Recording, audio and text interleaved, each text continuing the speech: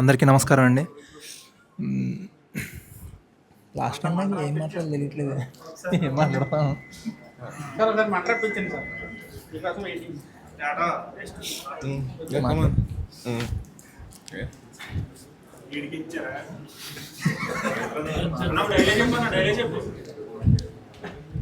Hero గారు చెప్పాలి డైలాగులు ఏమన్నా చెప్తే.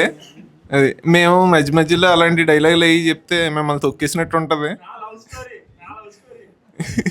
నీ లవ్ స్టోరీ ఆఖరిలో చెప్తాను. ఎవరైనా హీరో గారి లవ్ స్టోరీ గురించి తెలుసుకోవాలనుకుంటే అంతా అయిపోయిన తర్వాత వచ్చి నన్ను అడగండి, నేను వివరంగా చెప్తాను.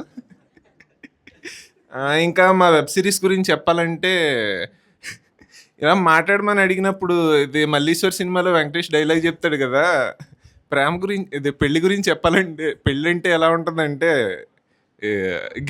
పెళ్ళి అంటే గేదెని పెంచడం లాంటిది. పాలు పితుకుతున్నప్పుడు బాగానే ఉంటుంది కానీ పేడెత్తుతున్నప్పుడే చిరాకు ఉంటుందని. మేము ఈ వెబ్ సిరీస్లో యాక్ట్ చేసినప్పుడు కానీ లేదంటే ఆ షూట్ అంతా కానీ చాలా ఎంజాయ్ చేసాం.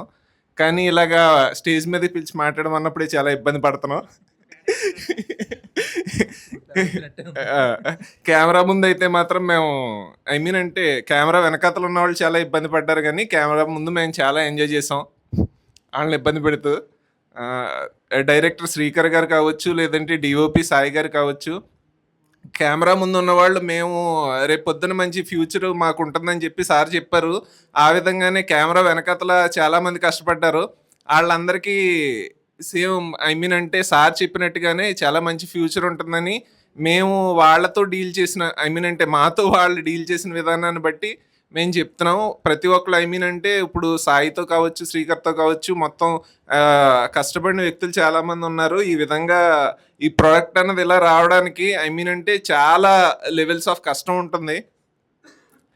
షూట్ జరగడమే కాదు, దాని తర్వాత మళ్ళీ ఎడిటింగ్ అని, డబ్బింగ్ అని ప్రతి ఒక్కటి అంటే ఒక్కడే చేతుల మీదుగా తీసుకెళ్ళాడు శ్రీకర్.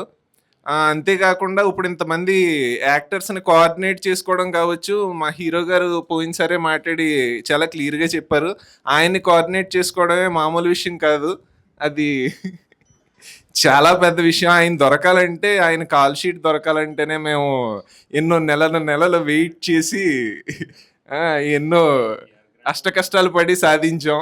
ఆ విధంగా ఇవన్నీ చేసి జాగ్రత్తగా మొత్తం ప్రోడక్ట్ని తయారు చేసి ఈ స్టేజ్కి తీసుకొచ్చినందుకు ముఖ్యంగా డైరెక్టర్ గారికి చాలా థ్యాంక్స్ అండి. ఈ దీనికి సహకారం అందించిన ఇంకా చాలామంది ఉన్నారు, వాళ్ళందరికీ థ్యాంక్స్ చెప్పుకుంటూ లోహిత్ గారిని మాట్లాడవలసిందిగా